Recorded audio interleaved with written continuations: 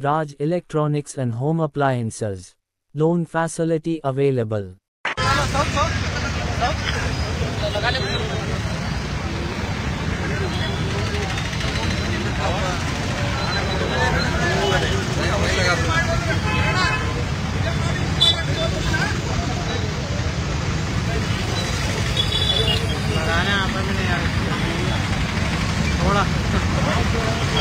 ओम श्री गुरु बसवलिंगाय नमः।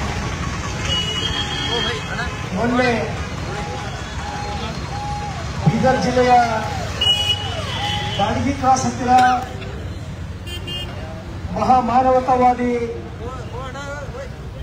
ಈ ಜಗದ ಬೆಳಕು ವಚನಗಳ ಗಾರುಡಿಗ ಭಕ್ತಿ ಭಂಡಾರಿ ವಿಶ್ವಗುರು ಬಸವಣ್ಣನವರ ಪುತ್ಥಳಿಯನ್ನ ಅವಮಾನಗೊಳಿಸಿದ್ದನ್ನ ಭೂಮಿ ಬಸವ ಕಲ್ಯಾಣದಲ್ಲಿ ಮಾನ್ಯ ತಹಶೀಲ್ದಾರರು ಅವ್ರಿಗೆ ಒಂದು 2 ಸ್ವಲ್ಪ ಕೊಡಕ್ಕೆ ಅವಕಾಶ ತಹಶೀಲ್ದಾರ್ ಗುರು ತಹಶೀಲ್ದಾರ್ ಅಲ್ಲೇ ಹಾಕೋದು ಚೇರ್ಸಿ ಆ ಕಡೆ ಒಂದು 2 ಚೇರ್ ವಿಶ್ವಗುರು ಬಸವಣ್ಣನವರ ಈ ನೆಲದಲ್ಲಿ ಸಮಸ್ತ ಬಸವ ಕಲ್ಯಾಣದ ಎಲ್ಲ ಹಿರಿಯರು ವಿಶೇಷವಾಗಿ ಬಸವೇಶ್ವರ ದೇವಸ್ಥಾನ ಪಂಚ ಕಮಿಟಿ ವಿಶ್ವಸ್ತ ಸಮಿತಿ ಬಸವ ಕಲ್ಯಾಣದ ಎಲ್ಲ ಜಾತಿ ಮತ್ತು ಎಲ್ಲ ಧರ್ಮದ ಮುಖಂಡರು ಸೇರಿ ಈ ನೆಲದಿಂದ ಸಮಸ್ತ ಬಸವ ಭಕ್ತರ ಪರವಾಗಿ ಈ ನೆಲದ ವಿಶೇಷವಾಗಿ ಬಸವ ಕಲ್ಯಾಣದ ಶಾಸಕನಾಗಿ ತೀವ್ರವಾಗಿ ಬಂಧುಗಳೇ, ಬಹುತೇಕ ವಿಶ್ವಗುರು ಬಸವಣ್ಣನವರ ಪುತ್ಥಳಿಯನ್ನ ಅವಮಾನ ಮಾಡತಕ್ಕಂಥದ್ದು ಅದು ಬರೀ ಬಸವಣ್ಣನವರಿಗೆ ಅವಮಾನ ಮಾಡದಂಗಲ್ಲ, ಅದು ಮಾನವೀಯತೆಯ ಅವಮಾನ, ಸಂಸ್ಕೃತಿಗೆ ಅವಮಾನ ಮಾಡತಕ್ಕಂಥದ್ದು.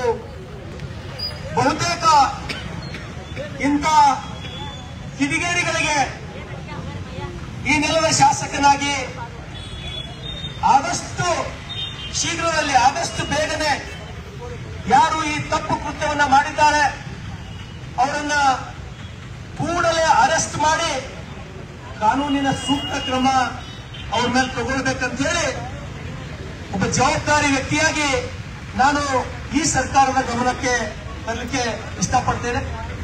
ಹಾಗೂ ಎಲ್ಲೆಲ್ಲಿ ಮಹಾನ್ ಪುರುಷರ ಪುತ್ಥಳಿಗಳಿವೆಯೋ ಅವುಗಳಿಗೆ ಸರ್ಕಾರ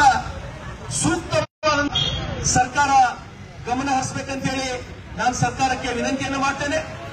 ಒಂದು ವೇಳೆ ಬರ್ತಕ್ಕಂಥ 24 ಅಥವಾ 48 ಗಂಟೆಗಳಲ್ಲಿ ಏನು ದಾಡಿಗೆ ಕ್ರಾಸ್ನಲ್ಲಿ ನಡೆದಂತಹ ಈ ಕೆಟ್ಟ ಘಟನೆಯಲ್ಲಿ ಯಾರು ಭಾಗಿಯಾಗಿದ್ದಾರೋ ಅವರನ್ನ ಕೂಡಲೇ ಒಂದು ವೇಳೆ ತಾವು ಬಂಧಿಸುವಲ್ಲಿ ನಿರ್ಲಕ್ಷ್ಯ ವಹಿಸಿದರೆ, ನಿಷ್ಕಾಳಜಿ ವಹಿಸಿದರೆ ನಾವು ಬರ್ತಕ್ಕಂಥ ದಿನಮಾನಗಳಲ್ಲಿ ಇನ್ನೂ ಉಗ್ರವಾದ ಹೋರಾಟವನ್ನ ಮಾಡಬೇಕಾಗ್ತದೆ ಅಂತಕ್ಕಂಥದ್ದು ನಾವು ಎಚ್ಚರಿಕೆಯನ್ನು ಕೊಡ್ತೇವೆ. ವಿಶೇಷವಾಗಿ ಬಹಳಷ್ಟು ಮಹಾಪುರುಷರಿಗೆ ಅವಮಾನ ಆದಾಗ, ಮಹಾಪುರುಷರ ಪುತ್ಥಳಿಗಳಿಗೆ ಅವಮಾನ ಆಗಿದ್ದು ಇವತ್ತೇನು ಮೊದಲನೇದಲ್ಲ, ನಾವು ಬಹಳಷ್ಟು ಸಲ ನೋಡ್ತೀವಿ. ವಿಶೇಷವಾಗಿ ವಿಶ್ವಗುರು ಬಸವಣ್ಣನವರಿಗೆ ಅವಮಾನ ಮಾಡಿದಾಗ ಇವತ್ತು ನಾವು ಬಸವ ಭಕ್ತರು ಯಾವ ರೀತಿ ಪ್ರತಿಭಟನೆಯನ್ನ ಮಾಡ್ತಾ ಇದ್ದೀವಿ ಅಂದ್ರೆ, ಯಾರಿಗೂ ಕೂಡ ಒಬ್ಬ ಆಟೋ ಪ್ಯಾಸೆಂಜರ್ಗೂ ಕೂಡ ಇವತ್ತು ನಮ್ಮ ಪ್ರತಿಭಟನೆಯಿಂದ ಯಾರಿಗೂ ತಕ್ಲೀಫ್ ಆಗ್ತಾ ಇಲ್ಲ. ನಾವು ಹೇಳ್ತೀವಿ ಯಾವ ರೀತಿ ಹೋರಾಟ ಮಾಡ್ತಾರೆ ಅಂತಕ್ಕಂಥದ್ದು. ಅಂದ್ರ ಬಸವ ಭಕ್ತರಂದ್ರೆ ಶಾಂತಿ ಪ್ರಿಯರು, ಹಾಗಂತೇಳಿ ನಾವೇನು ಹೇಳಿಗಳಲ್ಲ. ಅವಶ್ಯಕತೆ ಬಂದ್ರ ನಾವು ಎದಕ್ಕೆ ಮೂಲಕ್ಕೆ ನಾನು ತರಲಿಕ್ಕೆ ಇಷ್ಟಪಡ್ತೇನೆ. ಹಾಗಾಗಿ ನಾನು ವಿನಂತಿಯನ್ನು ಮಾಡ್ತೇನೆ, ಇಂಥ ಘಟನೆಗಳು ಅದು ಯಾವುದೇ ಮಹಾನ್ ಪುರುಷರಾಗಲಿ, ಮಹಾನ್ ಪುರುಷರು ಬದುಕಿದ್ದು ಅವರ ಸ್ವಾರ್ಥಕ್ಕಾಗಿ ಅಲ್ಲ, ಈ ಸಮಾಜದ ಉದ್ಧಾರಕ್ಕಾಗಿ, ಈ ಮನುಕುಲದ ಉದ್ಧಾರಕ್ಕಾಗಿ. ಹಾಗಾಗಿ ಇಂಥ ಕೆಟ್ಟ ಘಟನೆಗಳು ಈ ನೆಲದಲ್ಲಿ, ವಿಶೇಷವಾಗಿ ವಿಶ್ವಗುರು ಬಸವಣ್ಣನವರ ನೆಲದಲ್ಲಿ ಮತ್ತೆಂದು ಮರುಕಳಿಸದೇ ಇರಲಿ ಅಂತ ಹೇಳಿ ನಾನು ಸರ್ಕಾರ ಎಚ್ಚರ ವಹಿಸಲಿ, ಆದಷ್ಟು ಕೂಡಲೇ ಸೂಕ್ತ ಕ್ರಮ ಕೈಗೊಳ್ಳಿ ಅಂತ ಹೇಳಿ ನಾನು ವಿನಂತಿಯನ್ನು ಮಾಡ್ತೇನೆ. ಧನ್ಯವಾದಗಳು.